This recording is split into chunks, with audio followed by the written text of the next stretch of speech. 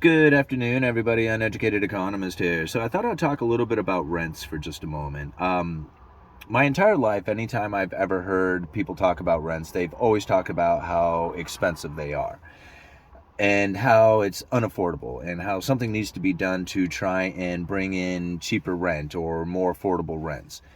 This is something that I've heard like my entire life. Like there's been very few moments in time in which that I've heard people not complaining about this particular topic. And so when I hear people saying rent is too high or rent's, extremely expensive, I can't afford to live, we need to find things to make rent cheaper, I just kind of always just kind of blew that off to the side saying, well, there's nothing that you're really going to be able to do about it. I like to refer back to that Roman tablet where they were talking about like the average Roman and how they lived their life. And on this tablet, there was three concerns that this person had. Where do I get my next meal? What happens if I get sick? And how do I pay the rent? And I mean, these are three things that are never going to change no matter what. I don't care what condition of life that, we tried to create for society and stuff. We're always going to have those issues. Now, one of the things that I think about is oversupply, undersupply, the bullwhip effect, right? And this happens through everything within the economy. It's not just lumber, which I focused in on and was really easy for me to see and, be able to put videos out talking about it. But other things, it's a lot more difficult to try and explain it, especially if you're not right in that industry, being able to give the anecdotal evidence of things that you're seeing at the time. But we can find that when there's a huge demand, when the demand goes up and there's supply limited, prices go right with it. There was a huge demand for rent. There was hardly any space available to rent.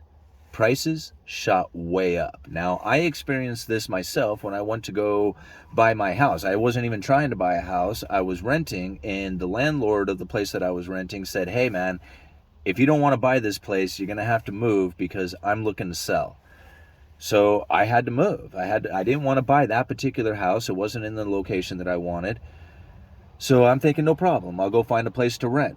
There was no place to rent. You got to think, this is in the middle of like the pandemic where everybody is, in this moratorium where they're not going to get kicked out for not paying rent or making their house payment or anything. There was no place available. No places to rent. I ended up having to buy. And the rents that were there, even though they wouldn't allow me to bring my dog, but there was places like houses, $3,500 a month, like twice as much as what an apartment would be and way more than what the house payment would be. But this is the experience that I had to go through. So I thought, okay, well, I got to buy. So I ended up buying. But at this exact same time, the demand for rent is so big that people are wanting to take advantage of this, right? Hey, if people are willing to pay this much rent, I want rental income. What do we need? We need apartment complexes. We need duplexes. We need fourplexes, whatever. We need all these rental properties in order to take advantage of these high rents. So the demand for multi-residential buildings, like the apartment complexes, really started to increase over the last few years. Well, what are we going to experience if we have this huge demand for rent, a huge build into apartment complexes, and then all of a sudden the rents drop? What do you think is going to happen? Well, when you go to build these apartment complexes, there's a projection, right? We are going to be able to get this much money for this much rent, right? Or for these rental incomes or rental properties. And when you go to take out the loans or, sell the bonds or whatever it is that you're going to do in order to acquire the money to build this project, the idea is that once this project is completed, this is how much income we're going to be able to generate off of it. Well, once the project's complete and you go to rent them out and you realize, oh no, nobody's coming to rent these things. Or we need to start lowering the rent to attract the renter. As you start to lower the rent to try and attract the renter, the income going into this property is no longer suitable enough profit to pay the debt on it. What ends up happening? It goes bankrupt. So now this is really where I think we are going to see the major downturn in the real estate market. Isn't necessarily going to be in houses where everybody is hyper focused. They're all looking on housing, like housing drop. That's where it's going to be.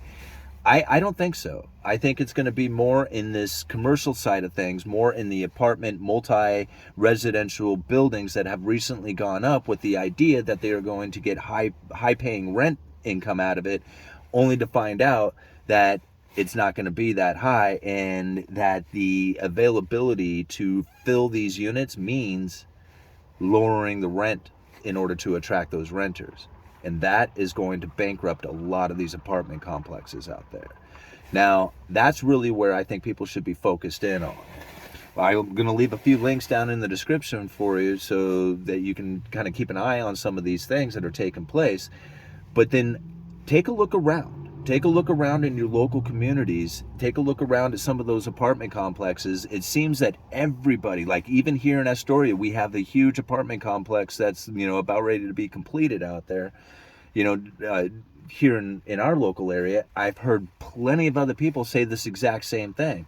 So if you can imagine, like, all the cities around the country, all over the place, started building these apartment complexes at the exact same time, all of a sudden there's going to be a lot of rental income or rental properties hitting the market at the same time that we have a slowdown in the economy, slowdown in jobs, wage increases, slowdown in job hiring, may even start moving into more layoffs and unemployment rising. This is not going to do well for all those apartment complexes that have just been finished, thinking that they were going to get high rental income off of it. It's just not going to be there for them. So this is really, again, like what I would start to focus in on. What you're going to find is that it's not necessarily individual people who are going to start failing. Like, if you have a housing market, when it starts to fail, then individuals start to fail. But a lot of these apartments and stuff, there are like groups of investors who have bought into these things. And now I kind of wonder, it was like, how were these things sold? Were they sold as like, were they creatively packaged up, is what I guess I should say. When you think about like some of the collateralized loan obligations and how they were able to take a bunch of really bad debt, jumble it up into a security that has then been chopped up so that you can buy only the best AAA rated portion of a bunch of stuff that really is not that great. Actually, it's not even that great. It's actually terrible. But yet, if you put it into a bigger security, then you can manipulate it into a condition in which that it gives it a AAA rating, and then pension funds and other people who are limited to only the highest grade ratings can then start purchasing in on some of that stuff. I wonder how much of these apartment complexes and type of buildings have the risk now sitting on, like, say, pension funds or in areas like that. I mean, we won't really know until the thing blows up and we figure out what happens.